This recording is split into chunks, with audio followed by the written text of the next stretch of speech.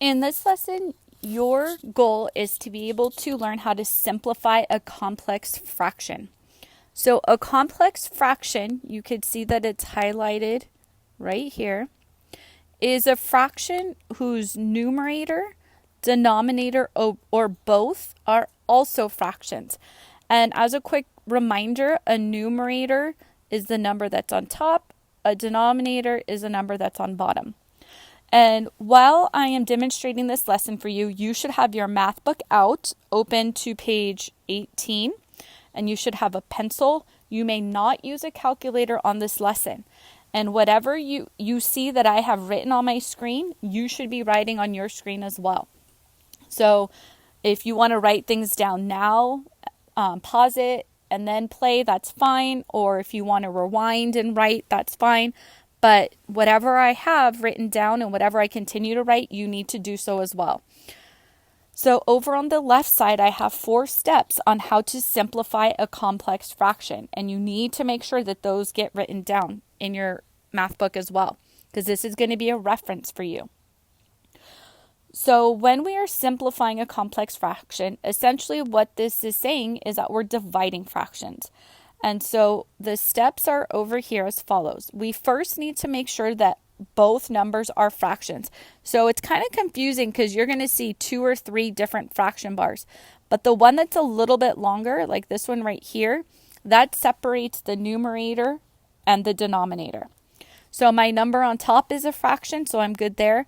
But my denominator is not a fraction. The 2 is a whole number. So whenever one of your numbers is a whole number, to make it a fraction, it's super simple. You just need to add a 1 underneath it. Okay, so always just add a 1 if a number is not a fraction. Our second step then is to multiply by the reciprocal of the denominator. So our numerator of 1/4 will stay the same, but I'm not going to divide. To divide fractions, we really multiply, and we're going to multiply by the reciprocal of that denominator. And remember, reciprocal means that we are reversing or we're switching the numerator and denominator.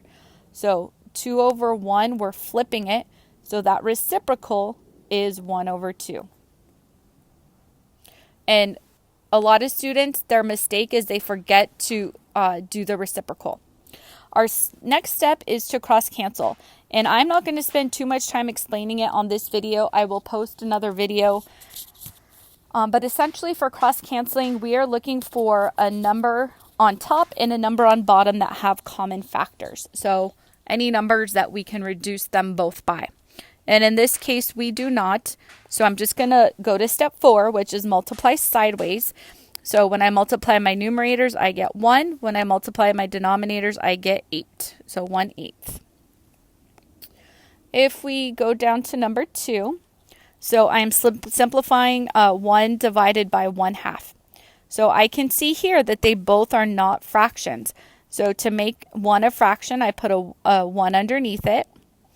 And so now I'm going to multiply by the reciprocal.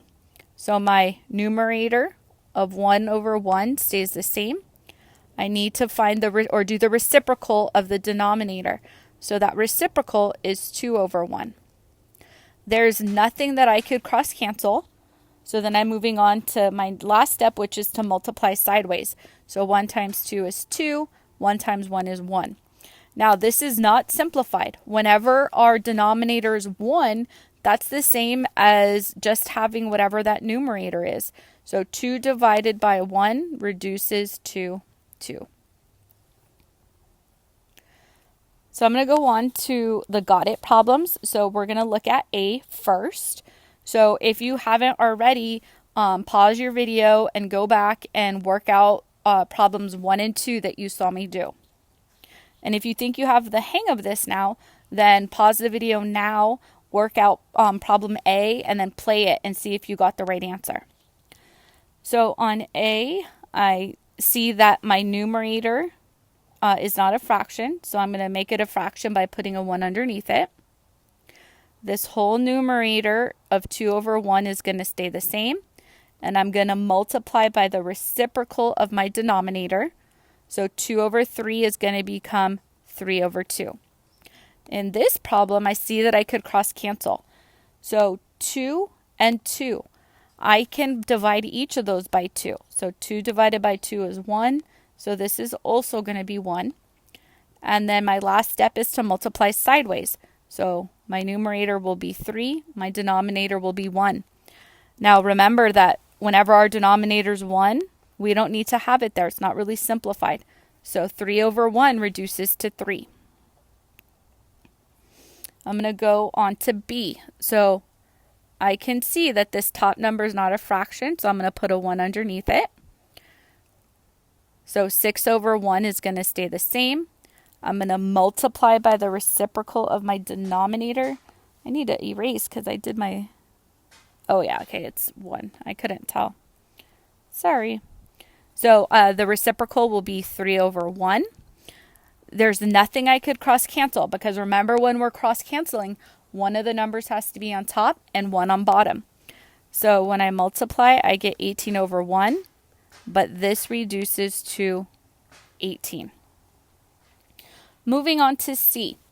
So this is the line that's a little longer. So that's separating our numerator and denominator. I see that 7 is not a fraction, so I make it a fraction by putting a 1 underneath it. Actually, I'm going to write down here so I have a little more room. So 2/3 is going to stay the same, and I'm going to multiply by the reciprocal of 7 over 1, which is 1/7. Here, there's nothing I could cross cancel, so I multiply sideways, and I end up with 2 over 21.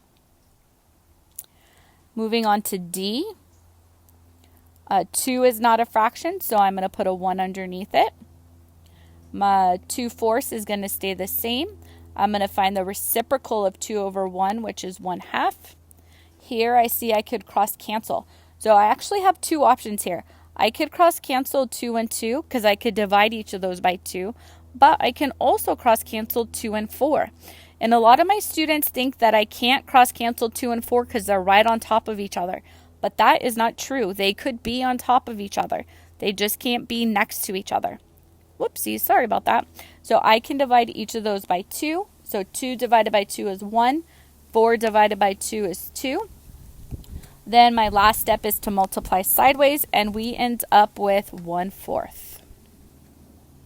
So again, just a reminder, if you haven't been keeping up with me, pause right now and go back and complete the problems that you have seen me do. All right, next I want you to go to page 20, and I want you to do question number 1 right now.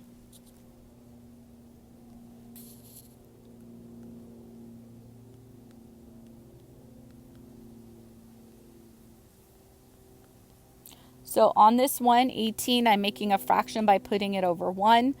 Then I'm multiplying by the reciprocal. Here I can cross cancel. I could cross cancel 3 and 18 because I could divide each of them by 3. And then we should end up with 24 over 1, which reduces to 24. Next up, you're going to do number 2.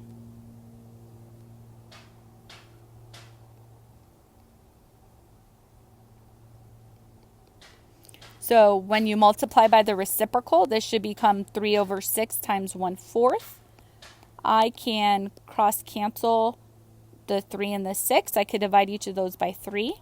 So that becomes 1 and 2. Then I'm just going to multiply sideways. So this gives us 1/8. Your last question for this lesson is number 3. So go for it.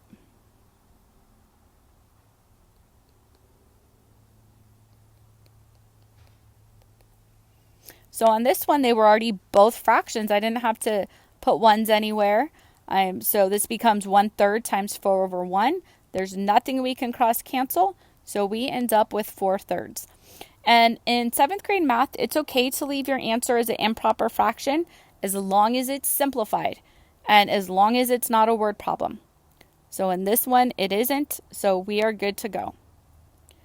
And just another reminder, make sure you have completed all the questions that you have seen me work out on here, and make sure that you have these steps and other notes written down.